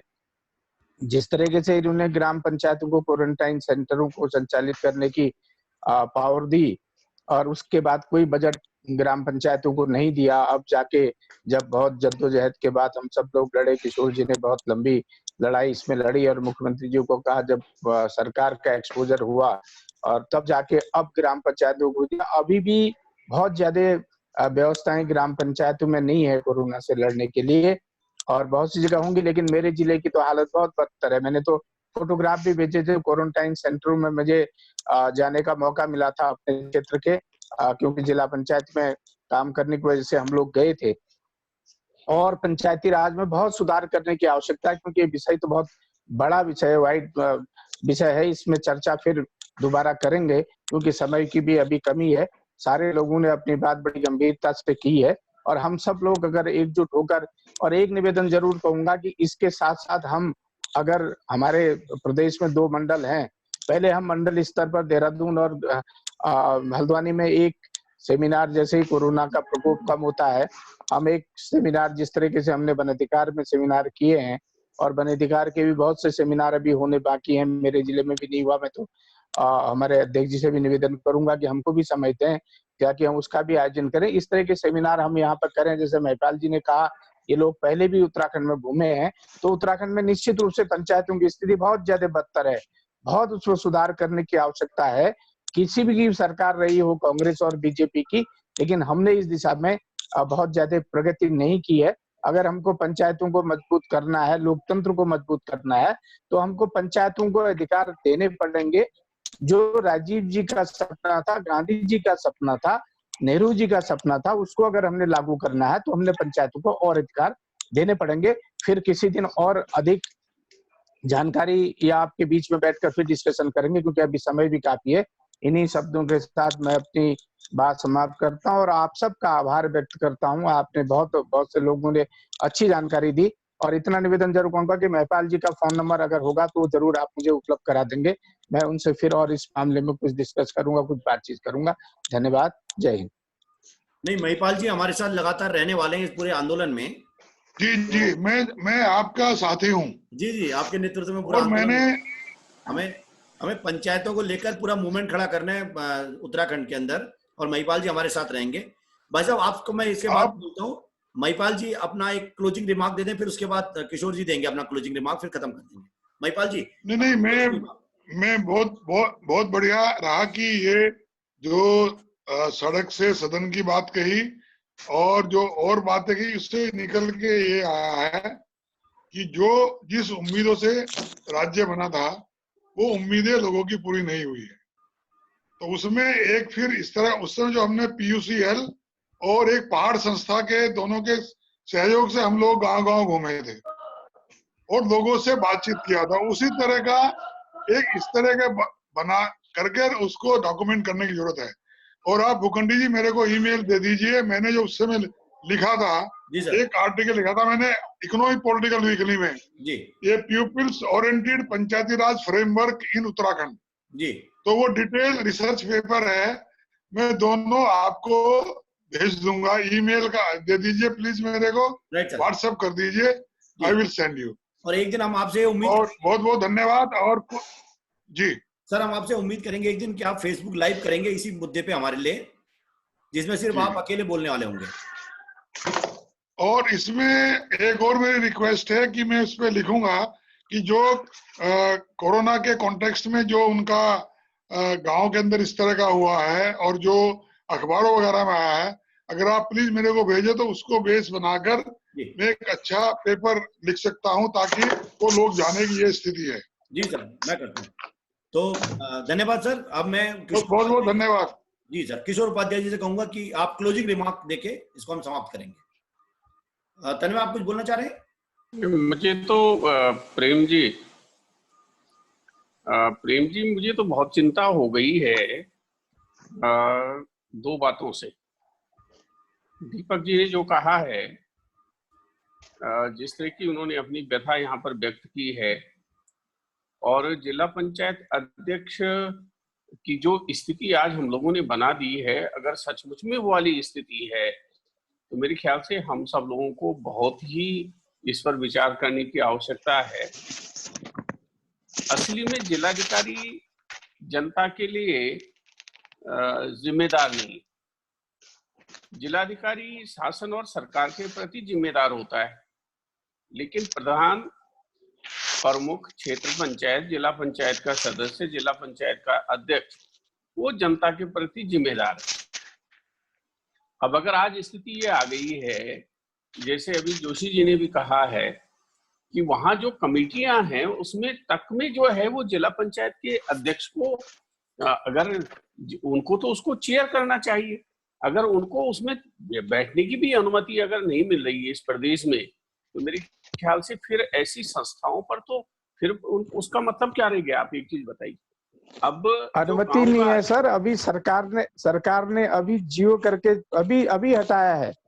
अभी 5-6 दिन हुए हैं, प्रभारी मंत्रियों को और जिलाधिकारी को बना दिया और पंचायत के प्रतिनिधि को उससे हटा दिया है। अब अभी किया है, सरकार नहीं किया है सर, पहली वाली सरकार का नहीं है। ये और दुर्भाग्यपूर्ण बात होगी। एक तरफ हम कोरोना की लड़ाई लड़ने की बात कर रहे हैं, दूसरी तरफ पंचायतों को बाईपास करने की बात ये सरकार कर रही है। इसमें आपका मार्गदर्शन चाहिए, आपका नेतृत्व चाहिए हमको। नहीं, बिल्कुल मैं आपके साथ हूँ। हमने तो जब ज्योतिष बिष्ट जी ने जब शुरू में, और आप ये देखिए कि आज के मुख्यमंत्री जी में और उस समय के मुख्यमंत्री जी के आप आकलन कर सकते हैं। अपनी पार्टी के खिलाफ भी जब हम लोगों ने संघर्ष किया और ज्योतिष बिष्ट जी उसमें जो है वो धरने पर बैठ गए थे, तो मैं पहला व्यक्ति था जो आज के हमारे अध्यक्ष हैं उनके पास गया कि भाई इसका समाधान होना चाहिए, और मुख्यमंत्री जी के पास गया, तिवारी जी के पास, और तब उन्होंने उस समय ये जो निधियां हैं प्रमुख की और वो सारी चीजों की व्यवस्था की थी।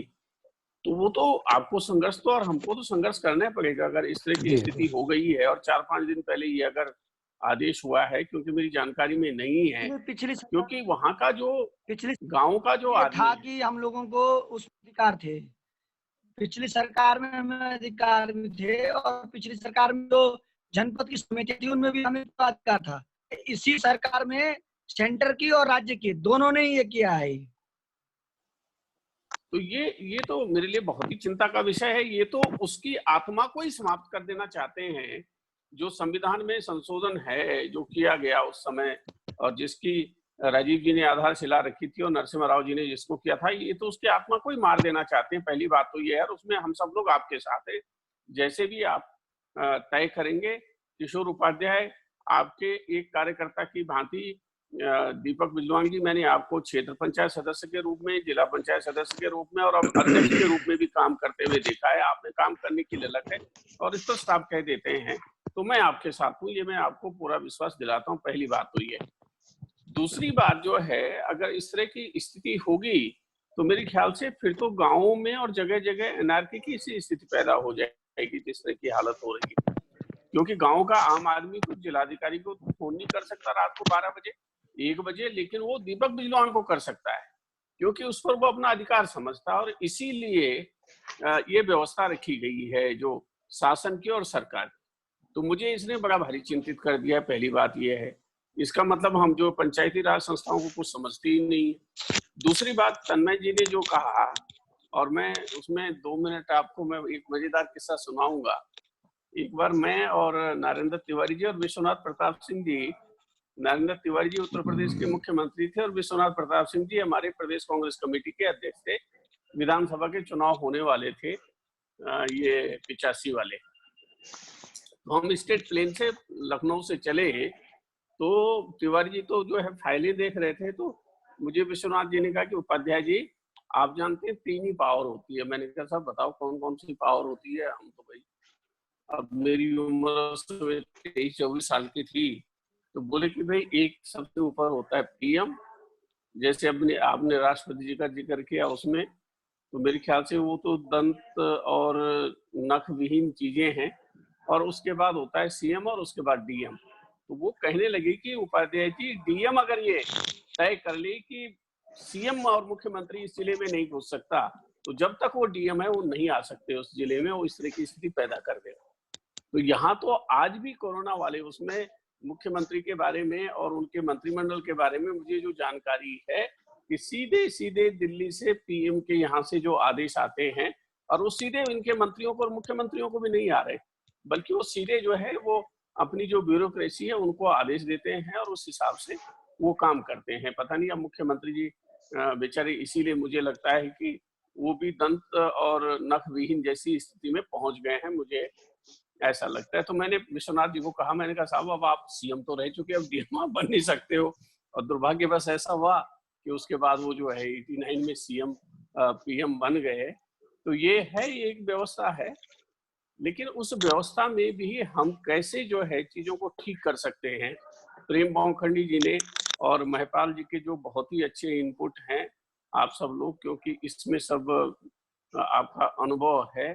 हम एक गिलहरी की तरह, क्योंकि हमारे पास जितनी ताकत है, और हो सकता है कि उत्तराखंड जैसे गंगा यमुना परशुता धरती है जो 60 करोड़ लोगों को जो जीवन देने का काम करती है पानी के हिसाब से, उस हिसाब से एक नई शुरुआत महिपाल भाई के नेतृत्व में, प्रेम भाई के नेतृत्व में, दीपक भाई के नेतृत्व में, जोशी जी के नेतृत्व में यहाँ से की जा सकती है। और मैं चाहूंगा दीपक जी से और जोशी जी से, इन्होंने जो जियो निकाला है उसकी एक कॉपी अगर मुझे व्हाट्सएप कर देंगे तो कम से कम हम उसमें अपनी आवाज उठा सकते हैं। मैं आपका बड़ा आभारी हूँ। और देखिए क्या है कि जैसे हमारा जीवन है, हम बच्चे थे, फिर जवान हुए, अब बुजुर्ग होने की तरफ है, उसी तरह से अगर अब संविधान में इतने संशोधन हो चुके हैं, हर चीज में संशोधन होते हैं, तो कहीं पर अगर कोई कमी है तो उसमें पावर ग्रैब करने की तरह नहीं, उसको बांटने की अगर भावना से उसमें कुछ किया जा सकता है तो हम लोगों को सतत प्रयास करना चाहिए। ये मैं आप लोगों से निवेदन करना चाहता हूँ और मैं बहुत धन्यवाद देता हूँ आप सब लोगों को। मैं क्षमा भी चाहता हूँ कि मेरा क्योंकि कनेक्ट मैं हो नहीं पाया टाइम पे, तो मैं आपके बहुत ही बहुमूल्य और अमूल्य जो विचार थे उनको मैं नहीं सुन पाया, तो उसके लिए मैं क्षमा प्रार्थी हूँ। और प्रेम भाई का बहुत बहुत धन्यवाद भाई साहब, आप सभी लोगों का धन्यवाद। मुझे लग रहा है अगर किसी के पास कोई 1 मिनट का कुछ बोलना हो तो तन्मय, कोई सवाल हो, कुछ बोलना हो 1 मिनट के अंदर क्विक। नहीं, पर मुझे लगता है कि अच्छा सुना मैंने, ये अच्छा रहा थोड़ा सा, क्योंकि मेरा पहला अनुभव है जूम पर, और इस बीच क्योंकि थोड़ा डिले हो गया तब तक किसी किसी के फोन आने लगे, लेकिन अच्छा है, मुझे लगता है ये डिसेंट्रलाइजेशन ऑफ पावर की बात है जो एक आम आदमी को भी समझ में आती है, और इसकी शुरुआत होनी चाहिए, इसकी चर्चा होनी चाहिए, और जनता के, मुझे लगता है आम आदमी को ये समझने की जरूरत है कि सेंट्रलाइजेशन ऑफ पावर खतरनाक है। ये अभी लग नहीं रहा, लोग इसको सोच रहे हैं कि अच्छी चीजें तब होंगी जब कोई तानाशाही स्टेब्लिश हो जाएगी, सेंट्रलाइज हो जाएगा पावर, जबकि ये बहुत खतरनाक है और कोरोना ने स्टेब्लिश कर दिया। इसको समझाने की जरूरत है कि डिसेंट्रलाइजेशन नहीं हुआ तो ऐसी कोई भी लड़ाई हम नहीं जीत सकते जो अगर खुदा ना खास्ता कभी सामने आई तो। धन्यवाद। जोशी जी, आप कुछ क्लोजिंग रिमार्क? जोशी जी धन्यवाद धन्यवाद धन्यवाद। दीपक भाई, आप कुछ क्लोजिंग रिमार्क 1 मिनट के अंदर? बस मेरा आपको प्रणाम। धन्यवाद। रोहित, आपका कोई? Thank you very much. Mahipal भाई का नंबर जरूर हमको दे दीजिए। मैं दे दूंगा। नहीं सर, हमारे साथ महिपाल जी हमारे साथ रहने वाले हैं, और मैं आप लोगों को बताऊं कि मेरा इरादा ये है कि हम लगातार कोशिश करेंगे रोज, नहीं तो कम से कम दूसरे तीसरे दिन में इसी तरह से अलग अलग जगहों से कुछ प्रैक्टिशनर जो प्रधान हैं, ग्राम प्रधान हैं, ब्लॉक प्रमुख हैं, जिला पंचायत अध्यक्ष हैं, एमएलए हैं, और कोशिश करेंगे एकदम मंत्री उंत्री को भी जोड़ेंगे कहीं, और रोज हम जो है 5, 6, 7 लोगों के बीच में इसको चर्चा को चलाते रहेंगे। तो मैं इसी के साथ, आज काफी लंबा हो गया, आज थोड़ा सा टेक्निकल प्रॉब्लम थी, इस वजह से थोड़ा दिक्कत हुई है, हम धीरे धीरे टेक्नोलॉजी को सीख लेंगे। जी सर। मैं एक कह रहा था जी सर। 2 बातें। एक तो इसमें डिसेंट्रलाइज कीजिए कि जो प्रधान है गांव के, उनकी बातें आए, ताकि वो अपना जो प्रॉब्लम रखें वो, और उसको डॉक्यूमेंट किया जाए कि अगर ये रिकॉर्डिंग हो रहा है, इसको रिपोर्ट बनाया जाए कि जंगल में मोर नाचा किसने देखा जी। तो इस सब चीज के एक रिपोर्ट बनाया जाए कि क्या था, क्या डिलीशन हुआ, क्या डिसएम्पावर हुआ और क्या होना चाहिए था। इस तरह का अगर डॉक्यूमेंट बनता तो उसको और जो इंटेलेक्चुअल्स हैं वो इस्तेमाल करके उसको लिखेंगे और बताएंगे लोगों को। तो मेरे ख्याल से ऐसा भी आप सोच सकते हो। धन्यवाद। बिल्कुल इस दिशा में सोचेंगे। तो मुझे लगता है कि इसी बात के साथ हम सब लोग आज की बात को यहीं पे खत्म करते हैं। सबका बहुत बहुत धन्यवाद। करीब 1.5 घंटे हमारी चली है, अगली बार से और बेहतर करेंगे। धन्यवाद सबको। नमस्कार। Thank you.